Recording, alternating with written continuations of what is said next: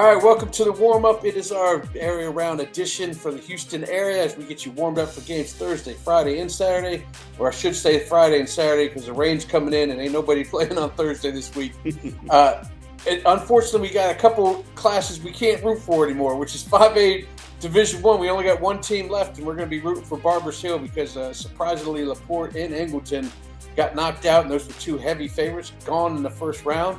But what we do have is we have at least 6 or 7 mega games that we can go through. Don't normally see that in the area round, but we certainly do this time. So let's start off with the lineup. All right, and in the lineup, we are going to Thorne Stadium first, which is the game we eventually decided on as our game of the week because you have to, really. With Gotta Ridge pick Point, one. Exactly. Ridge Point taking on 5-time champion North Shore. Yeah, I like it. I mean, I like the fact that this is our game of the week. I mean, think about it. 11-0 Ridge Point, 9-2 North Shore. Probably still stinging after the way the regular season ended for them. And they're feeling pretty good after their bounce back win. You know, Ridge Point, of course, is coming off a narrow 21-16 victory over Pearland Dawson. I didn't see that coming, but Dawson's been kind of sneaky good all year. This was a game in which the Panthers led 21-3 at halftime, but were held scoreless in the second half. So that's a little bit concerning. But that game, that was just too close for comfort. Ridge Point, I think they got their wake-up call. Of course, they're loaded offensively despite not showing it in their first playoff game. They averaged 184 yards rushing per game, 249 passing, and 433 total. So that's average-wise. So that's not normal what happened last week. And they'll win in advance. Brody Bartee did have a couple of TD passes in that victory, and Aiden Aikens still getting it done on the ground with 107 yards rushing. And they'll need more from both of them and just get that offensive line continuing to go because North Shore's got some big boys up front. Of course, speaking of, the Mustangs are coming off a 49-14 win over Deer Park in the first round of the playoffs. North Shore has won 7 games by 28 or more points. Dorian Barnes still getting it done, 175 yards receiving and 2 TDs versus the Deer. As a team, the Mustangs had 237 yards rushing. That's impressive, and that's what they'll need against Ridge Point. Run the football, run some clock, and I think that's going to be the recipe. North Shore is averaging 223 yards rushing per game, 258 through the air, and 481 total. So big numbers for them. And defensively, I think it's worth noting, North Shore held the Deer Park Deer to only 128 total yards. So North Shore will face off against Ridge Point, 7 o'clock Friday night. The two teams have definitely allowed barely double digits on average to opposing teams' offenses. So this could be a defensive struggle. So keep an eye out for that. These teams will definitely have to earn it offensively, but I like Ridge Point slightly in a defensive struggle. Well, this may help out with your pick because I did hear last week 20 players were suffering the flu bug for Ridge Point, which is why they were very sluggish. Aikens, you mentioned, he even sat out the whole second half because he was so sick, so that 107 was in the first round. But having said that, this is their year. They put out all in for this year. So if they want to shake the never can quite make it moniker, they got to come through here and beat North Shore. They're going to need to take some B12 shots and make sure that thing's out of their system. Yeah. Let's go on to our next game, which you'll actually be at. And very well, you know. Thank you. 16 out of the 17 weeks of the season, this would be game of the week, but unfortunately, it's matched up at the same time. North Shore takes on Ridge Point, but Dickinson, Pearland, not a loss in sight on either one of their schedules. Man, this is going to be a barn burner down at Challenger. Yeah, both teams 11-0. Pearland coming off a 59-27 win over Fort Bend Travis. Of course, Pearland averages 281 yards rushing per game, led by Jamari Champion, who had 201 yards rushing last week against Travis. Royce Swan is that other threat, 142 yards rushing against Travis. I mean, think about those numbers. Those are big numbers. You know, Pearland loves to run it, but they've also got a good quarterback in Jake Westmoreland. He averages about 162 yards passing per contest and 208 last week against Travis. And, of course, his big go-to target is Jordan Hernandez. He's the main threat, about 442 yards so far this year for him and continuing to build on that number. Meanwhile, Dickinson is led by Lorenzo Aguirre. Love him. He's just been fantastic all year. 291 yards passing per game. Of course, Jamarian Payne is his main target. Caleb Peterson coming off a 3-touchdown, 171-yard rushing performance versus Atascocita. He also had 50 yards receiving. But, Dickinson got all they wanted from Atascocita last week. It was a 51-47 victory. Aguirre had 310 yards passing in that game, 2 touchdown passes. But that was a shootout. And once again, too close for comfort for Dickinson. So big game, Gators, Eagles, they were tied at 37 at halftime. Dickinson outscored Atascocita 14-10 in the third quarter, and then both teams went scoreless in the fourth. So I do like the Gators in a high-scoring affair against the Oilers, but I think this is going to be just let's just call this Game of the Week Part 2 maybe, because it feels like it's 1A. Equally as good, or 1A, exactly. First win ever, by the way, for Dickinson over Atascocita. So that was good point. That's one hoop they jumped over. See if they can get another one. Meanwhile, the other side, Pearland is undefeated, but they don't play a sexy brand of football, which is probably why somehow they stick in the shadows despite being 11-0, where they're going to maybe show us something this week. So that'll be an interesting. And you know what, Jeff? Do you like speed? I think you like speed. I do, yeah. If you like speed, get your butt out to Sheldon ISD Stadium, C.E. King against Shadow Creek. That's one of those games. Also, if there's a punt going on, that's not time for you to go through your phone and check other scores, because that punt may be going back for 6. Yeah, don't get caught up in, as we say in the videography world, don't get caught up running behind the players trying to chase down the punt. That's always a bad outcome. 8-3 Shadow Creek, 9-2 C.E. King. The Sharks of Shadow Creek are led by quarterback Tavis Coleman, 209 yards passing per game, while Tristan Willis is the threat on the ground, about 80 yards rushing per game. Shadow Creek, they had no trouble with Fort Bend Bush, winning 57-13. B.J. LaFell had a big game, 100 yards rushing.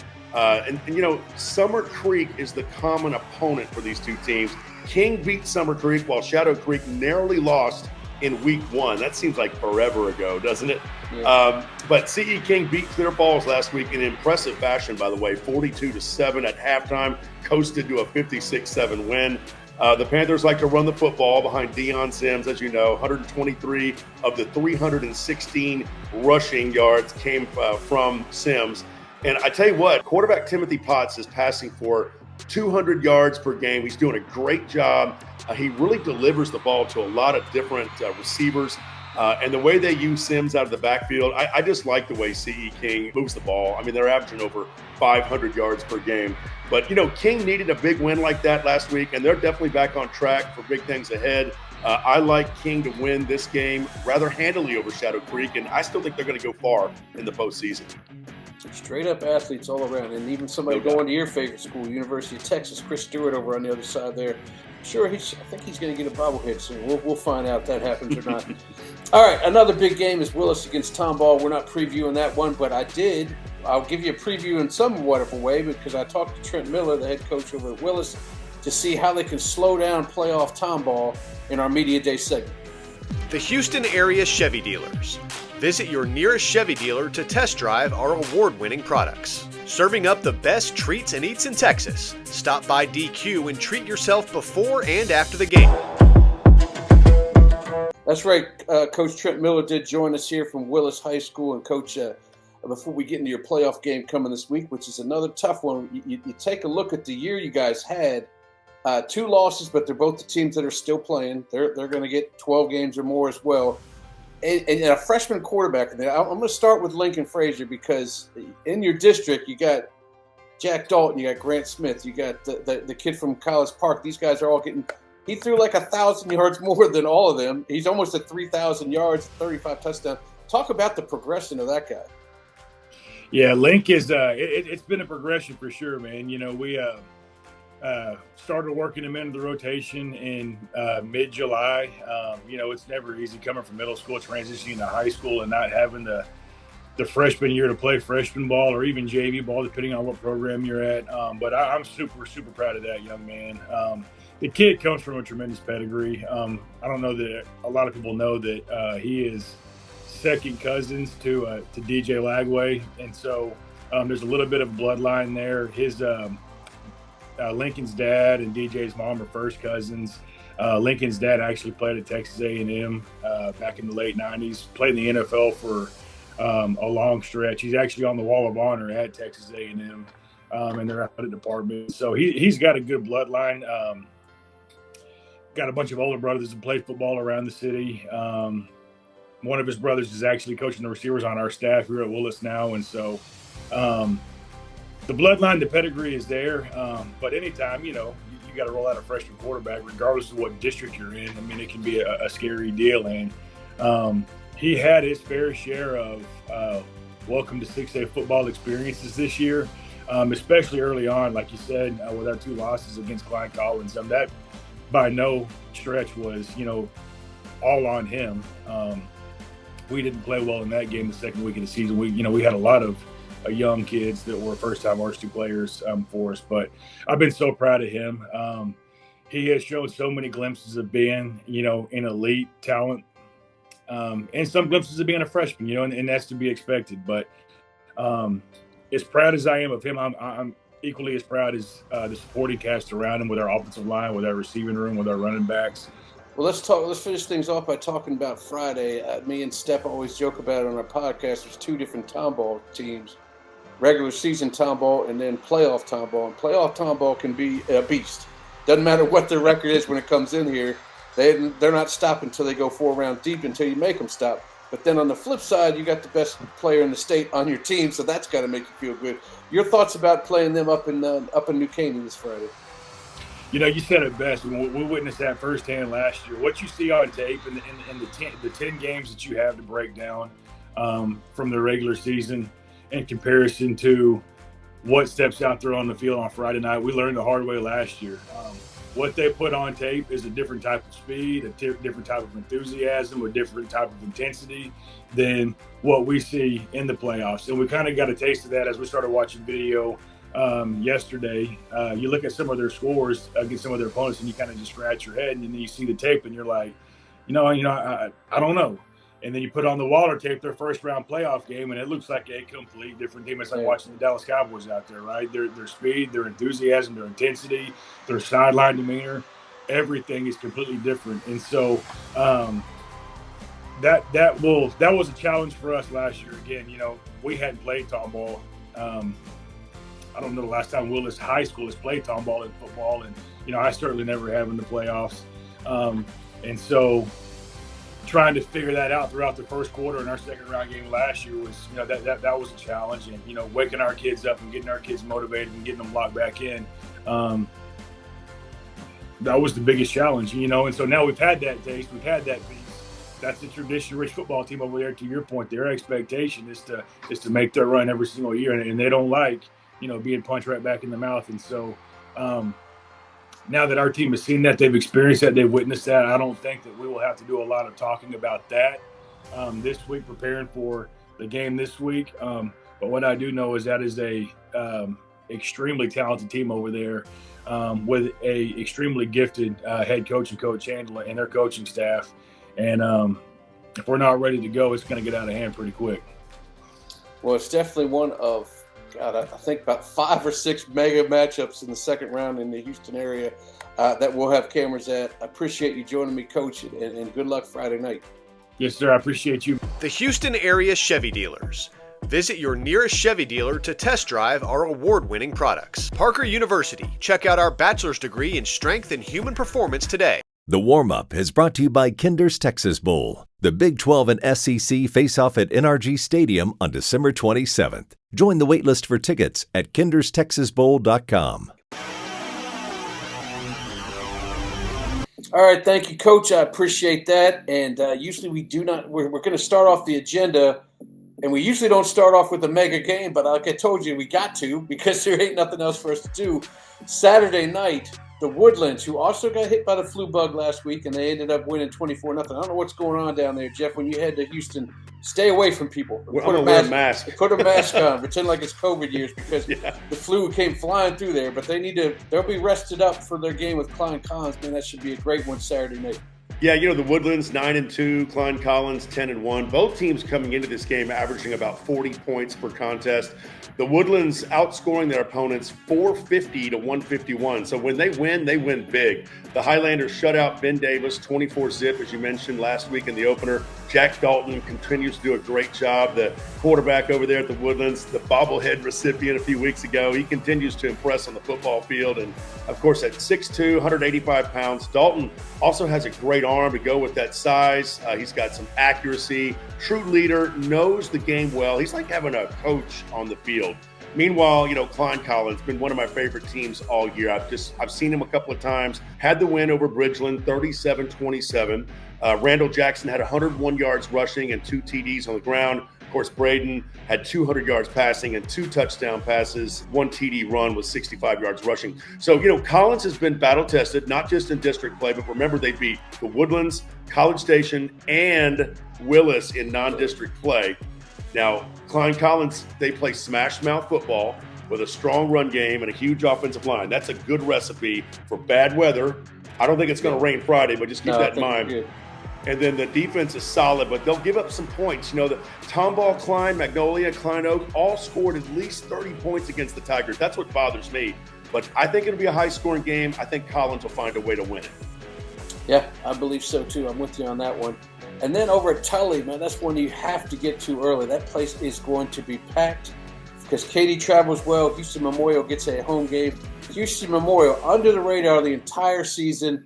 Now it's time for them to show and prove. Will Katy be looking past Memorial, which they shouldn't, for the Summer Creek matchup next week, which, by the way, should be game of the week if that happens. But tell me about what you think is going to happen in Katy Memorial game. Well, the one thing that I noticed with these two teams, I feel like I'm seeing a mirror. Not only do their uniforms look kind of similar, but listen to all this. First of all, Memorial's 10-1. Katy's 9-2. Memorial went a perfect 7-0 in District 27 6A. Memorial coming off a 50-6 win over Wisdom. Conrad Bennett averages about 110 yards per game on the ground. Cade Gullich also a big threat in the backfield, about 88 yards on the ground, 20 touchdowns, by the way. And then Grant Sperandillo, the quarterback there, 23 TD passes. So very balanced, right? Katy, they've outscored their opponents 507 to 201. They've won 8 in a row. We're perfect in District 19 6A. Katy definitely clicking on all cylinders behind the running of Trey Hill, who averages 165 yards on the ground per game. And, of course, Jackson Franklin. The fact that he can just throw it around. He's got Braden Petaway as one of his many receiving threats, along with Cade McCall, Drake Hopkins, on and on. And Katy coming off a big win, 42-7 over George Ranch. So a lot of similarities here. I think Katy will find a way to win it. I like the fact they played that tough non-district schedule early on. I think it's going to help them out in the playoffs. Like they're in District 2, too, as far as going far. But yeah, that's like I said, if they win and play Summer Creek, that may be all she wrote. All right, let's talk about one more game. And I have this on the schedule just because I'm proud of the way these teams are playing. Grand Oaks got their first ever playoff win last week, and they move on to play Cy Ranch, who everybody was worried about because of their non-district. And they're about as hot as a team can be right now. Yeah, they've been on a roll, 9-2. Grand Oaks 8-3. Grand Oaks has outscored their opponents 370 to 214. Their running back, Keelan Goss, is a big reason why. He averages 151 yards per game and also 22 touchdowns. You might remember I saw Grand Oaks play against Conroe. The Grizzlies are very balanced. Their quarterback, Grant Smith, throws it all around the field.